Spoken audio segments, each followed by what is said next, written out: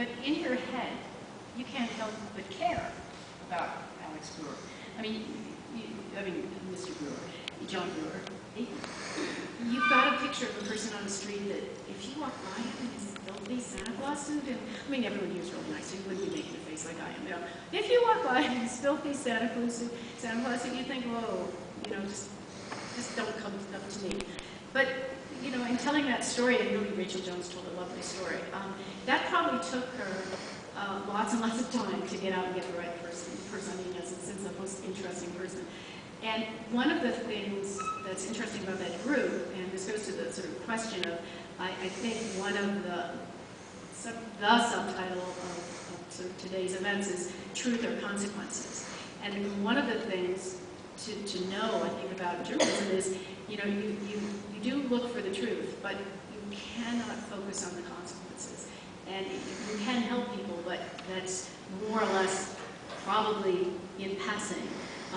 But it can be your job. This one, the Community Partnership for the Homeless, was started 15 years ago by an ex-newsman, Albert Chapman, retired chairman of well, sort of one of your competitors at one point, Night Ritter newspaper company. When he was done being a newsman, late in his life, he decided to tackle a problem. And so he left, you know, he had left the news business. Journalism can only be really about the truth. It can be about the consequences, but you know, you're getting it right, that's the point. But you're really just shedding a light. You're humanizing people. You're taking them out of the shadows. You're trying to give a sympathetic portrait, but you're not trying to do it in a romantic sense. It might seem quite a distant to Kabul, but I found with my work the same issues when I, you know, so let's hop across now halfway around the world to another world altogether. I cover so many different things that in any given story, I wasn't supposed to cover that story. We have foreign reporters who cover all the world issue, like girls in Baghdad, and at the time it was, who was there? Ivan Watson was there.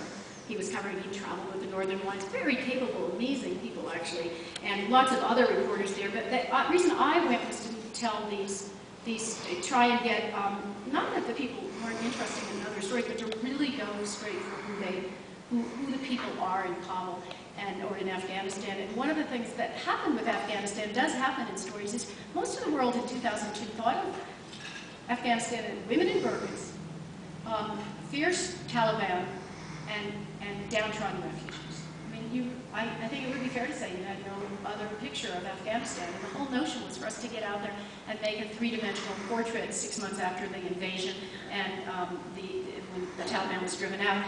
So right off immediately, you know, I went to the Kabul house that we had rented, and there was really nothing to do because there was a curfew at 11, and there's nothing to do in Kabul, as it turns out. So I had brought a bunch of New Yorkers. I was told to do that.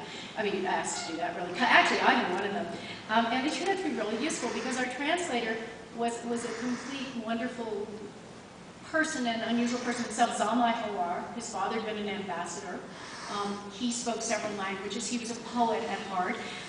Our cook, his father had been a businessman. They had servants, whatnot. He was now a cook. All of these people were really young. They were in their 20s, and none of them had known a day in their life without war in Afghanistan. And so, and they all had little wounds, things in their eyes from shrapnel and scars in their arms. It turned out, though, Zalmai had taught himself English after graduating from high school. The Civil War in Afghanistan began right when he was out of high school. The Civil War is what destroyed Kabul. It was not the Taliban later, and it was not the Soviets earlier. It was the Civil War amongst these various factions.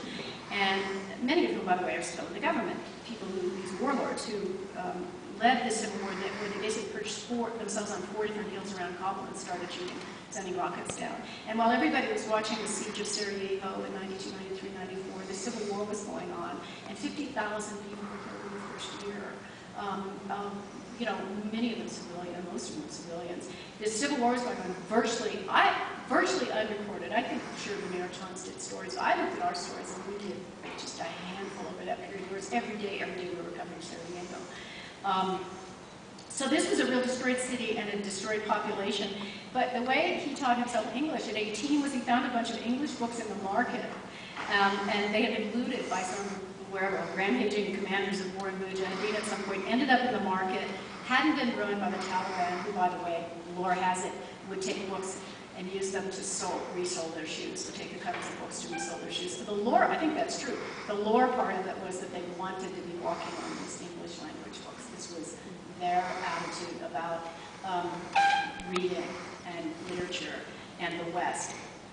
I never could verify if that was true, but it was a story told there. So it had that sense of that's what they were about.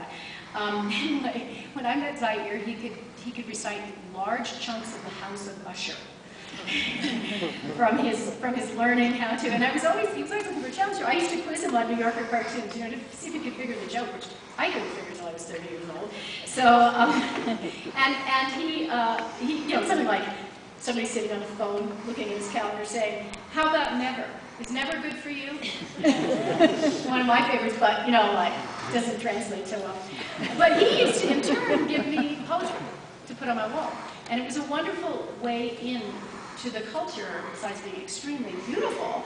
And one of the poems I had, which I won't read the whole thing, of course, by a 17th century poet, Said E. Tabrizi, but I actually brought the one that I had on my wall there. How, and this will tell you something about Kabul that I think people wouldn't have known.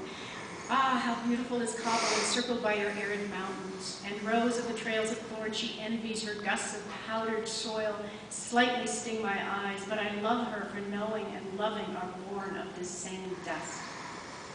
And the last words, which I only noticed recently, where every street of Kabul is enthralling to the eye, through the bazaars caravans of Egypt pass, one could not count the moons that shimmer on her roofs, or the thousand splendid suns that hide behind her walls. You might recognize that.